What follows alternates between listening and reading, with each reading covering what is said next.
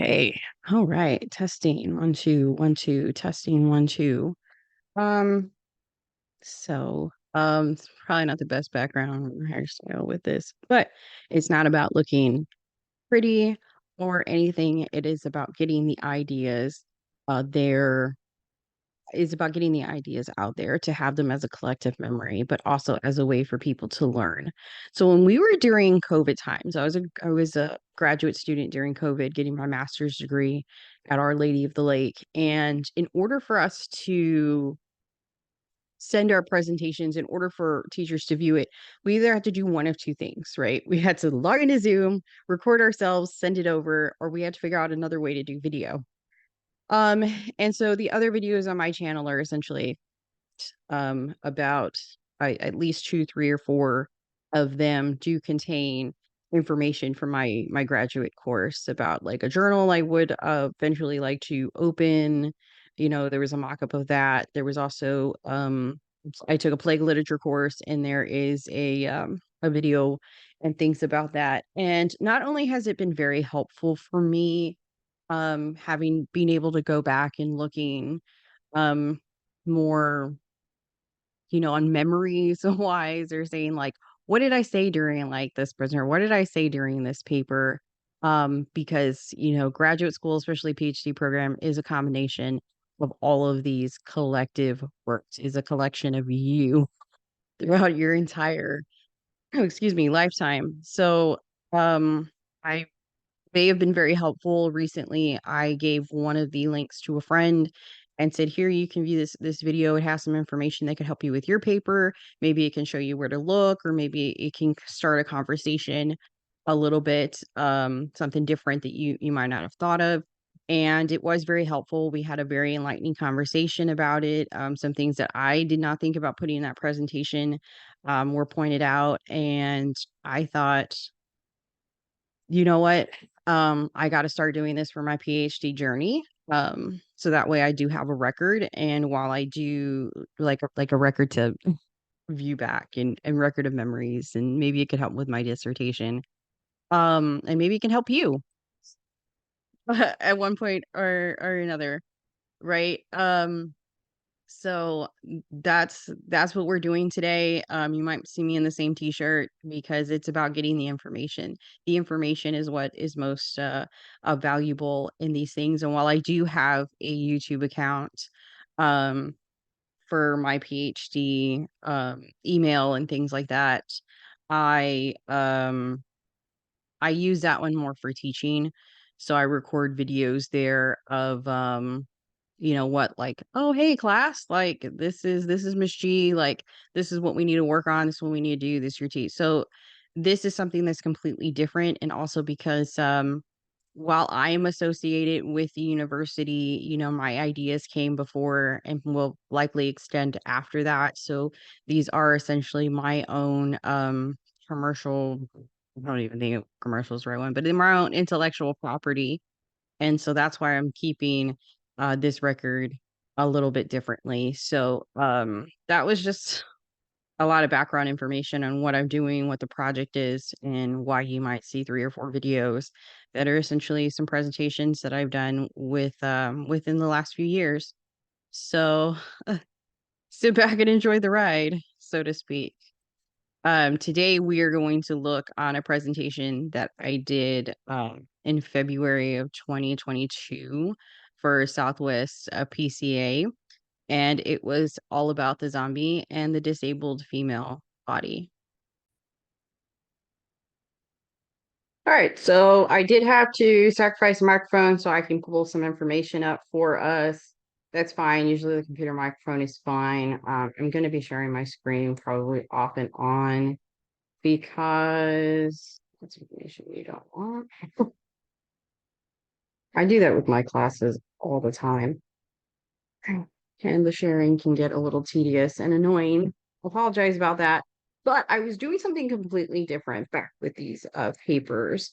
So I was actually writing these out and reading them. I was not doing PowerPoints, and it's probably because a very good TA mentor was looking for that. And when he runs his panels, um professionally and otherwise, he is expecting to have a paper or at least some form of a coherent speech written and read aloud. So that way you're not stumbling through anything. You're not like, oh, what PowerPoint was this on? Or oh, I put these out of order, or I'm kind of making this up on the spot. Um, so I have this like handwritten, really long paper, which came in handy later on because I did use this paper as a sample when getting into my PhD program. Things I would like to study and things I would like to do, especially in the fields of disability. But um, but yeah, so I don't have anything fancy to show you. That will be later presentations, where I was more comfortable with just doing PowerPoint and working specifically with the PowerPoint. I think that's more of my fits more with my style of who I am as a student, as well as who I am as a presenter and possibly a professor as well, because I do the same thing with my class. Like, you're not seeing anything different that you wouldn't see in a classroom. So back on February 26, 2022, I did go to Southwest PCA, or Southwest PACA, however you refer to it. And I presented this one, the zombie and modern archetype of the disabled female body. Um, and what I was trying to say in this particular paper is that the disabled female body has become very monstrous, and the monster that we use is the zombie for it. And I did use three sources to explain why the zombie is the disabled female. Um, so I used World War Z, I used The Girl with All the Gifts, and I used damn, what was that other one I used?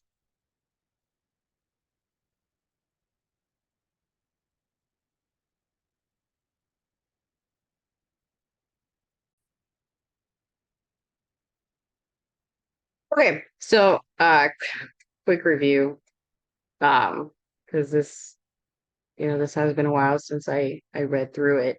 But it was the portrayal in the Resident Evil films. And I'll go through and explain why I chose each one of these sources. So in World War Z, it's very heavily talked about, not just in the fictional US country, but in also the fictional, like, China country.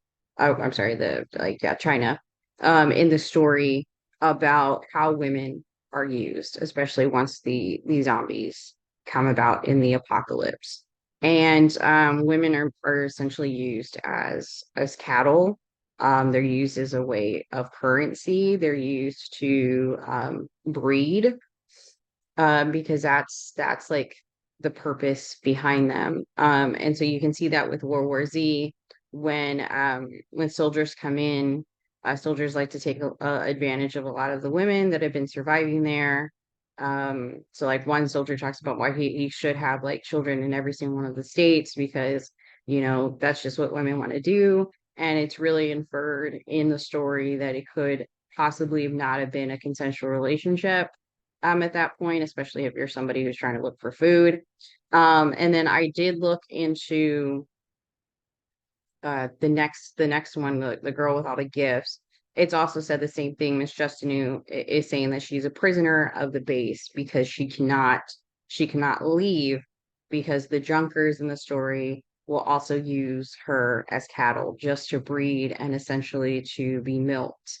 Um, and this motif of women being used as cattle as far as breast milk has been seen elsewhere. Another movie that we can look at is Mad Max, A Fury Road. Also, Immortal Joe. Um, I had a debate on this with a professor of them saying that, oh, it's water that he's hoarding, and that the reason it looks white is probably because of the minerals that are in the ground. I absolutely disagree. There is a scene in the movie, um, which I didn't even think about trying to find a scene, but let me do that real fast. I mean, that's what's the beauty of film, right? is that something I wasn't able to show during the presentation, something I was able to show now. So I wasn't able to get the exact shot that I was looking for. But in one of the scenes, it does show that there is a woman with a breast pump. And just watching a quick YouTube, it wouldn't let me show you for copyright sake. So I had to take a screenshot. But with an interview with the actor who played Immortal Joe, he does say that there are milk banks, but it seems like what happens with the women in these milk banks, or what happens with the breeders, it often seems to go like I noticed, right? Like there's other points of the movie that we are trying so very desperately to look at, but milk is essentially used as a commodity, right? It can be traded. You can pay for it. So in Immortal Joe controlling these women, he's essentially accumulating wealth, and wealth not in the form of, oh, I have, food, or I have, babies or anything. It's like I have women. Women have become the currency. And it seems like whether or not there's zombies or an apocalyptic wasteland, that seems to be quite the consistency, that women are the currency. And so what can you do if you are a disabled woman? My particular look at the disabled factor is, what if you are a woman that do not have mammary glands? Right? So you cannot provide milk for Immortal Joe. You can, what happens if you cannot be bred? In World War Z, they do have a woman who gave birth like 14 times. She does not keep the children, even though the children are essentially hers. Um, they're part of her egg. And she's the one who does carry. She's the one who births them. They are given to, I believe she's a citizen of the fictional Russia, and so they're giving these kids to politicians, things like that, people that um, have the means in order to protect these children from zombies. And she thought of that more as her right as a citizen, to contribute back to her country in the only way that she could. She was also very well protected from zombies. She was also given food, meals, things like that. So what if you are a woman that does not, like, you are infertile, you also do not have mammary glands? Where do you fit into this? And while some women, like Ferosa, right? She found another means for Immortal Joe, running the oil rigs, and like the other women, like Miss Justinu, she's like, okay, I can't do X, Y, and Z, but I will help raise the zombie children. I will be a teacher. I will work on the base. Or Dr. Caldwell, because that particular book has like three female leads, that are all in the different phases of how women are used, right? There's the zombie, there is Melanie, who is like this in between. We have Miss Justinu, and then we have Dr. Caldwell. So we can see here how women have not been used in this capacity. They do find other jobs and means, like Caldwell could have possibly saved the world. No spoiler alert. Um, without having to use any of these features that are heavily cultivated and used during the apocalypse, with other women. And essentially, the way that modern society would probably look at this is saying, well, like a woman who can't have children, who can't give birth, who don't have mammary glands to be milked, right? You can't even be a wet nurse for somebody else. I mean, you're almost as useless as the zombie.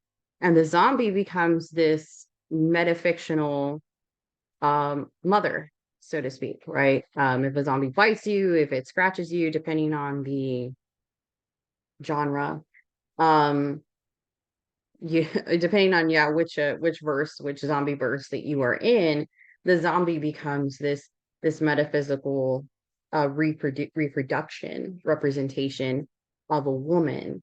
um but unfortunately, the offspring that this zombie is creating are very, very, like, very detrimental to the modern society. which is why I was looking so heavily at that. And the girl with all the gifts is like the pinnacle zombie that I get to like, this is where like we see all of this colliding. Now, in the paper, I do talk a little bit about other writers that have looked into figures like the siren and the mermaid in Italian culture. There was an article that I read at that the tail was also a representation of paraplegic women, and paraplegic women were taking the image back by decorating their wheelchairs or their legs with mermaid fins and siren fins, and it was to make a point about how women are often displayed as monsters, especially when they cannot function or find use within a society, so to speak. Um, and kind of how else can we see that? Like the witch, right? So if you're a woman that cannot give birth, what can you do that other women can't? You can explore your sexual bounds without having to worry about unwanted pregnancies and that such. And so then the witch also became this figure of sexuality and power and control and being able to manipulate. So these are some of the others. So it's like we have the hag, we have the siren, we have all of these other figures that are specifically designed to talk about the disabled female body, to represent the disabled female body, right? Disabled female body, bad. And we could also look with Verosa on how she has taken away anything part of her that could be called feminine for this reason, in order to be seen as a more useful to Immortal Joe's society. Because if we look at his war boys, she's almost a very close resemblance of that. But I did not go very far into this particular movie, because it was just part of the wasteland, um, post-apocalyptic. It wasn't specifically a subverse that had a zombie in it. The same thing with, The Handmaid's Tale. I just very briefly mentioned in The Handmaid's Tale how in the original book, all of these women are essentially white. They're white women to be the handmaids, they're white women to be the wives and everything. Now, Margaret Atwood did not get the opportunity to explore anything like that when the original book came out. But she was part of the recreation of the series that came out in the HBO. You also, there's a brief cameo of her too. She plays an aunt for a split second. And in the film, in the HBO series, they are able to talk about now women of color being a part of this spectrum. And that was another thing that I was looking at as far as the disabled female body. Okay, we have the zombie and this idea of fertility. We have, this also cancer motif of what if you don't have breasts, you've had to, go under a mastectomy or a double mastectomy. And then we can also kind of look at that as well. Of what if you were also now a person of color? And that comes into play more with the girl with all the gifts, because in the book, um, we have clues, we have other scholars that are saying Miss Justinu should have been a black woman and Melanie should have been a white blonde kid. If you watch the movie, they do the exact opposite, probably for a few reasons, right? Because if you've seen the ending of the film, there would probably be some issues with Miss Justinu being a black woman being imprisoned into the confounds that she is. But also at the end of the film, she becomes this anti-Eve, right? She's the last Eve in the garden, and she's trying to help populate these new Adam and Eve little offsprings.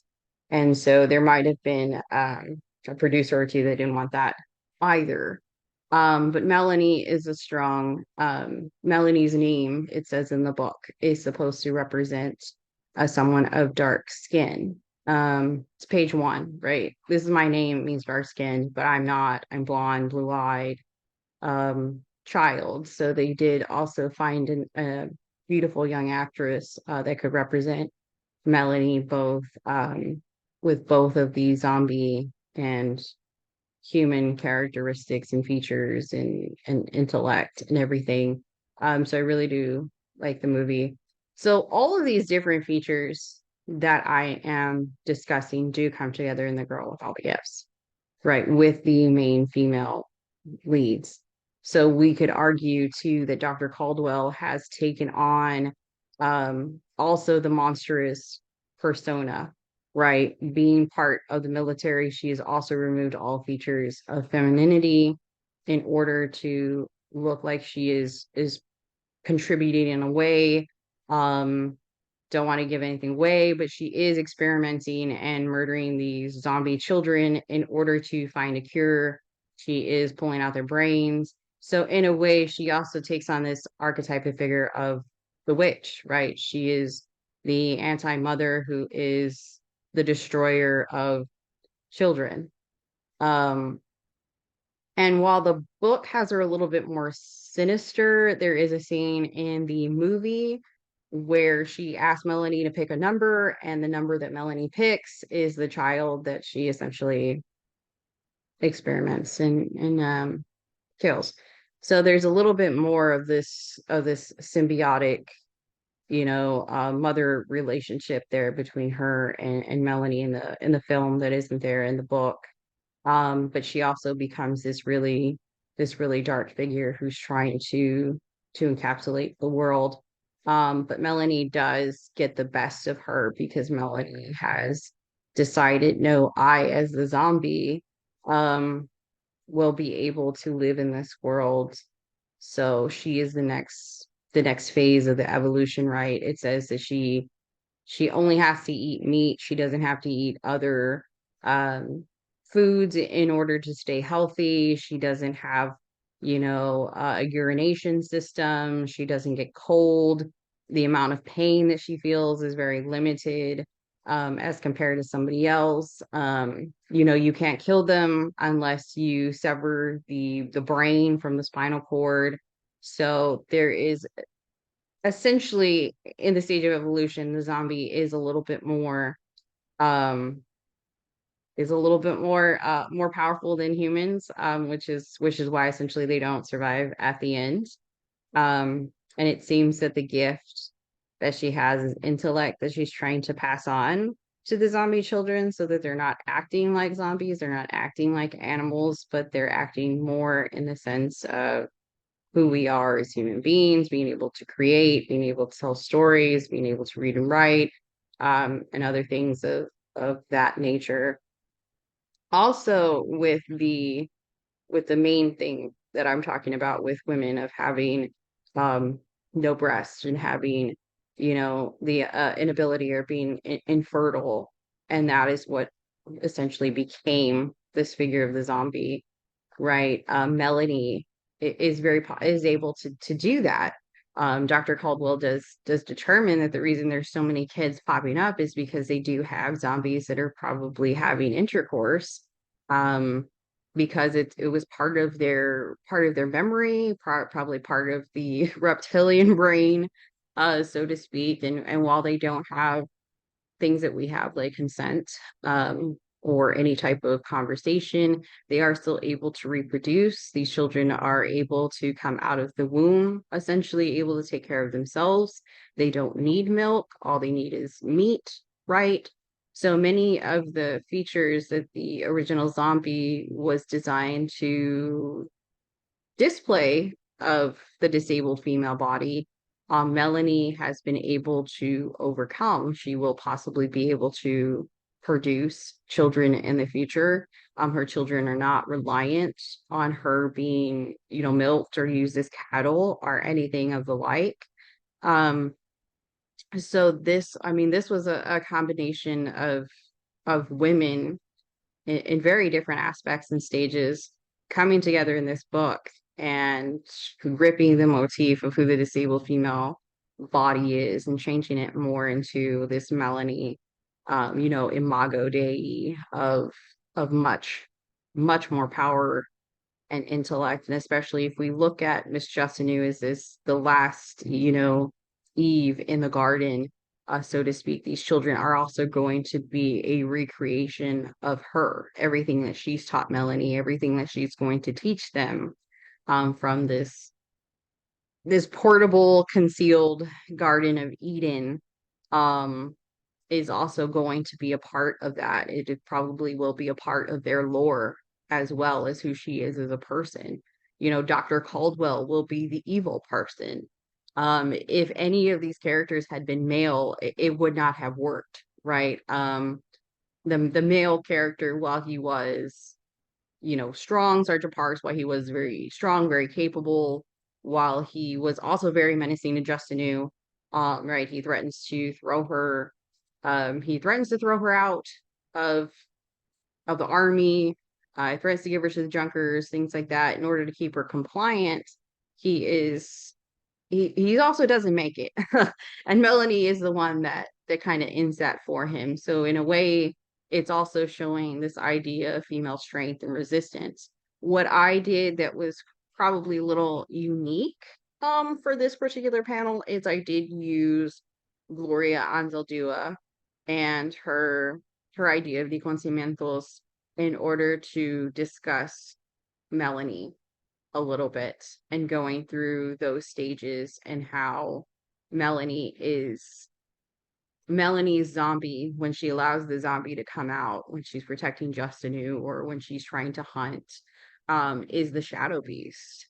And in a way, she is more than just the able disabled female body dichotomy. She's more than just the, female zombie. She's a spiritual being as well that's going to be able to take over many different levels and aspects of our life. Now that was probably very different because I don't think people often associate Gloria Anzaldúa, and her Borderlands or the new Mesita into zombies whatsoever. But she absolutely worked with Melanie being both this ferocive woman who's saying, like, it doesn't matter what you think my body, my female body is disabled or otherwise.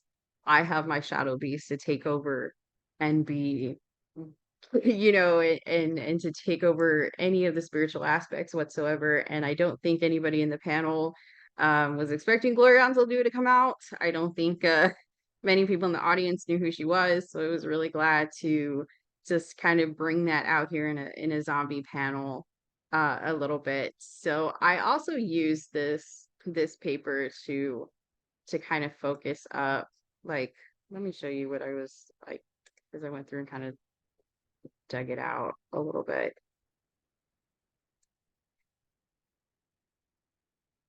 See, so this was like my little notes to myself.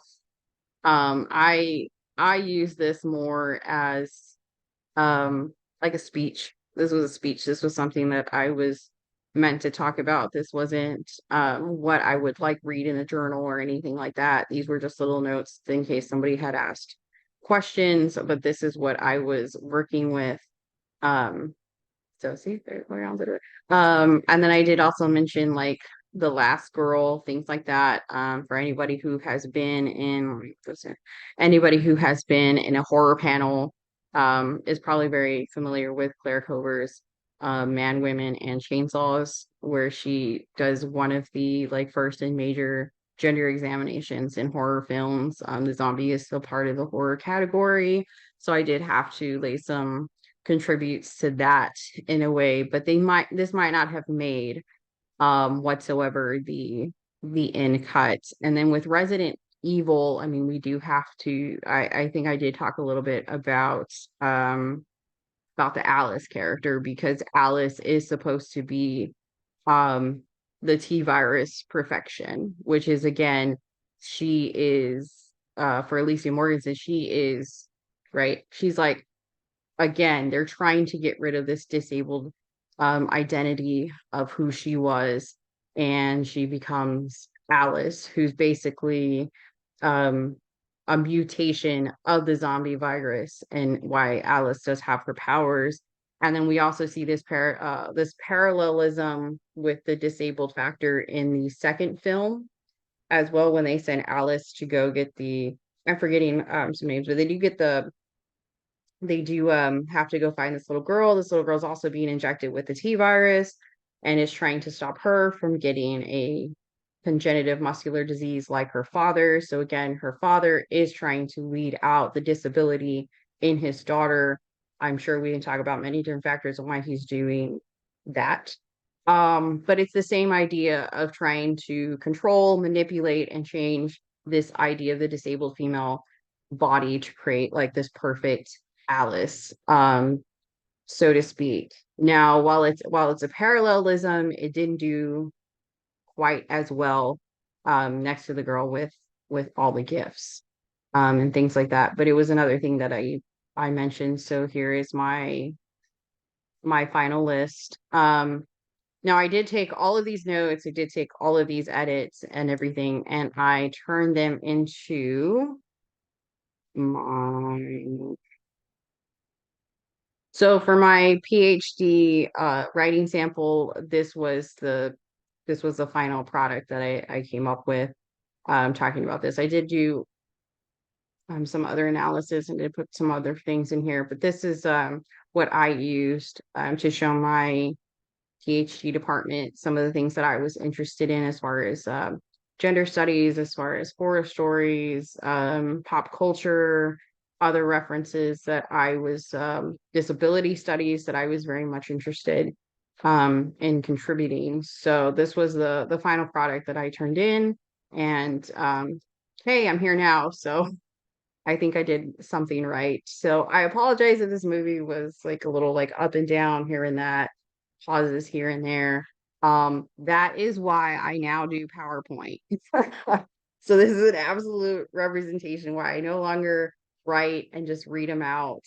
This is why I do PowerPoints. So there are more interactions, you have more clips, you have more information than what I could share. Unfortunately, back at the time I presented this in February, I was still doing very much a traditionalist idea of what a panel should look like or what a panelist should present on. So this was just the first video in my little series.